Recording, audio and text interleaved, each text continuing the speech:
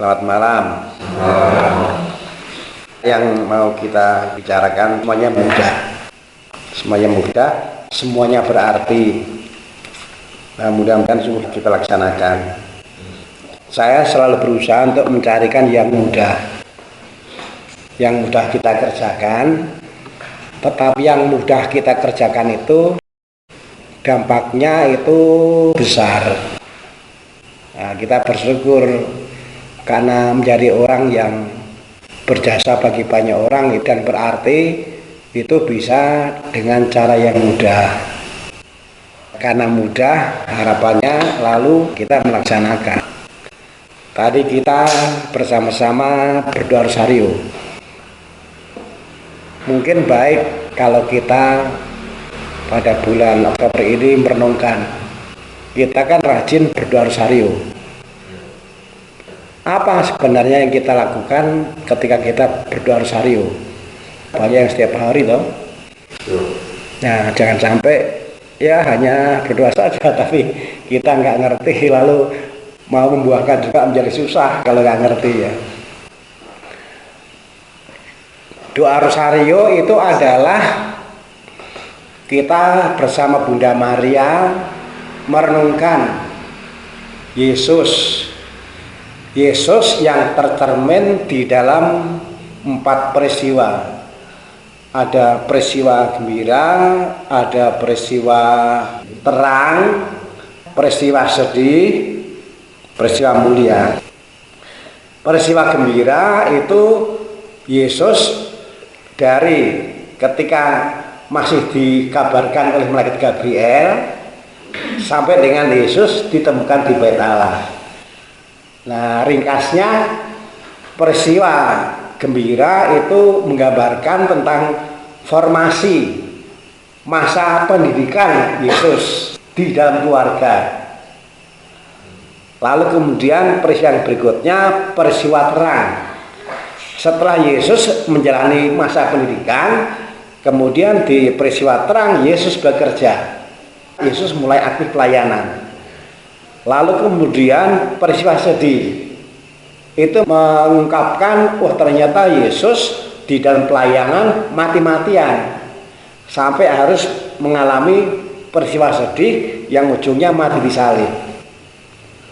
Semua ini dijalani karena Yesus rendah hati, yang karena rendah hati maka taat adalah Bapa. Yang karena rendah hati taat adalah Bapa, maka kemudian Yesus mulia. Jadi peristiwa di mana Yesus mulia itu rentetannya sebelumnya karena Yesus rendah hati taat adalah Allah Bapa. Inilah yang sebenarnya kita renungkan ketika kita berdoa rosario. Lalu kemudian kita bisa merenungkan apa sebenarnya yang diperjuangkan oleh Yesus dengan lahir menjadi manusia hina, hidup secara hina, mati secara hina, yang kemudian mulia. Apa yang diperjuangkan? Yang diperjuangkan tidak lain adalah rencana Allah Bapa menyelamatkan umat manusia. Rencana Allah Bapa membantu supaya manusia menjadi lebih baik. Nah, kita para pengurus itu tugasnya. Jadi tugas kita itu sebenarnya bagaimana kita ikut ambil bagian menghadirkan sebisa kita. Kita nggak usah sampai mati disalib, yang mudah saja. Kalau Yesus yang sulit, saya membantu selasi ini, yuk kita mengerjakan yang mudah saja. Tapi yang mudah itu, kalau sungguh kita lakukan, itu menolong banyak orang. Yang pertama, kita akan cukup tekun mendoakan doa untuk Sidang Agung Gereja Katolik Indonesia itu.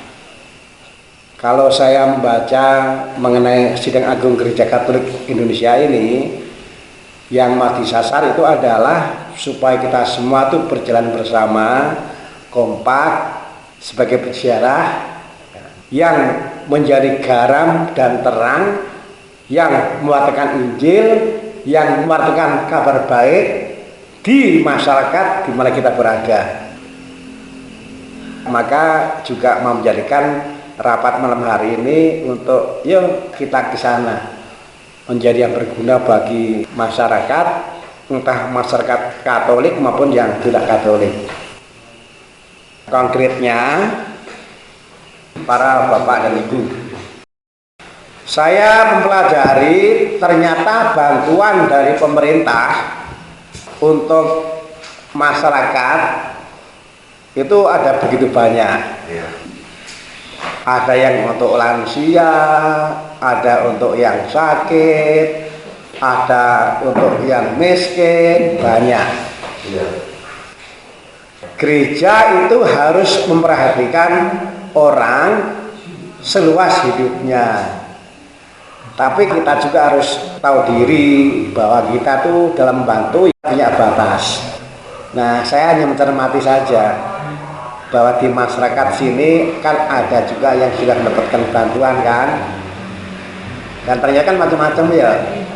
Ada yang mendapatkan bantuan berupa makanan bergizi setiap hari ya. Ada. Lalu kemudian juga ada bantuan apa lagi? Sembako, terus uang tunai, terus sembako, uang tunai, dan segala macam. Nah, mungkin baik ya, baik kalau kita mencermati. Barangkali ada umat kita, tetangga-tetangga kita yang karena keadaannya maka memang perlu dibantu. Kita membantunya melihat ada enggak, sudah mendapatkan atau belum. Tapi sumber bantuan yang kita incar itu yang dari pemerintah. Kita hanya bisa membantu dengan pengetahuan. Nah, syukur kita kan juga ada yang mengurus di RT atau RW. Sebenarnya pemerintah itu memberikan bantuan yang banyak. Nah, maka saya minta tolong sebagai orang Katolik yang juga menjadi pengurus RW dan pengurus RT makanya Pak ya. Saya hanya mengangkat ini termasuk bagian dari menggereja. Jadi terhadap sidang agung gereja Katolik itu kita bukan hanya mendukung dengan berdoa, tapi kita juga mendukung dengan melaksanakan apa isi doa itu. Yang tidak lain adalah supaya kita bisa menjadi garam dan terang, menjadi yang berguna bagi masyarakat. Nanti saling membantu saja, karena bagaimanapun pengurus RT RW itu kan bukan orang yang full menjadi RT RW ya, karena dia kan punya pekerjaan yang lain ya. Maka saya percaya bisa saja yang menjadi pengurus RT RW di sini punya keterbatasan di dalam melihat. Siapa tahu ada warga entah Katolik atau tidak Katolik yang ternyata nggak terjangkau oleh pengamatan RT RW. Nah, wayahnya kita bantulah. Ya kita bantunya begitu. Yang kedua, kita juga perlu memberitahu minimal para umat minimal lah mengenai apa yang harus kita perhatikan supaya kita bisa mendapatkan itu, meskipun itu enggak bisa dijamin ya, tetap paling tidak kita kan harus melihat itu.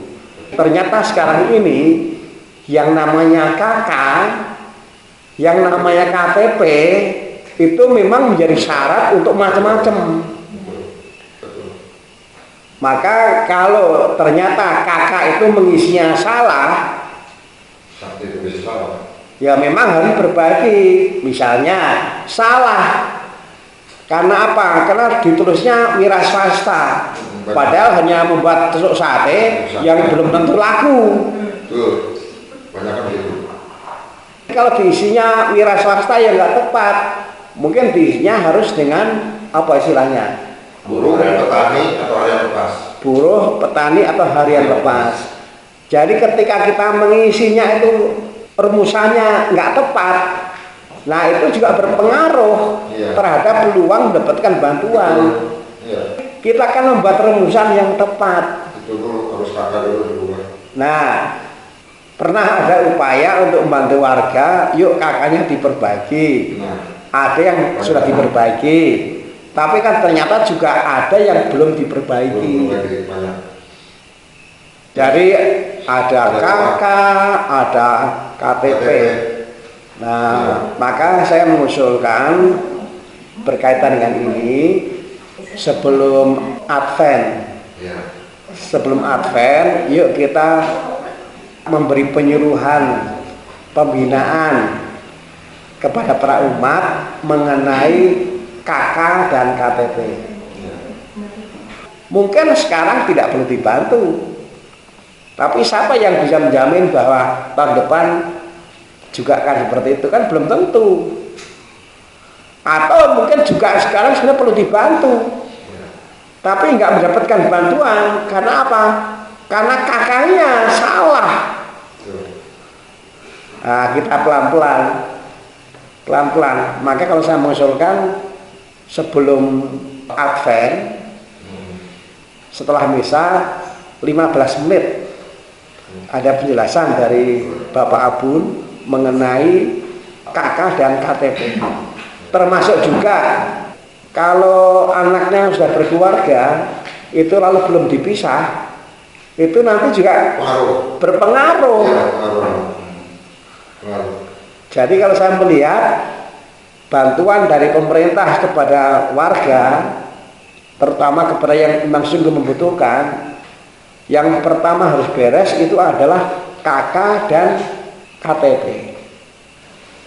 Jadi kita harus betul-betul berusaha membantu, memastikan KK yang benar itu yang seperti ini. Karena apa? Orang di satu pihak perlu dibantu, karena pemerintah memang wajib membantu kan. Tapi bantuan ini bisa nggak sampai karena kakaknya nggak beres. Sebelum kita melihat petugas, kita lihat diri kita sendiri dulu. Jadi kita bertahap. Sekarang itu kita mau melihat yang punya kakak dulu, bukan petugasnya. Jadi sebelum melihat orang lain, kita melihat yang punya kakak dulu. Apakah kakak yang dipunyai itu sudah benar atau perlu diperbaiki? Karena faktanya kan ternyata ada yang perlu diperbaiki. Jadi yang ditulis di KK, itu ternyata betul-betul diperhatikan.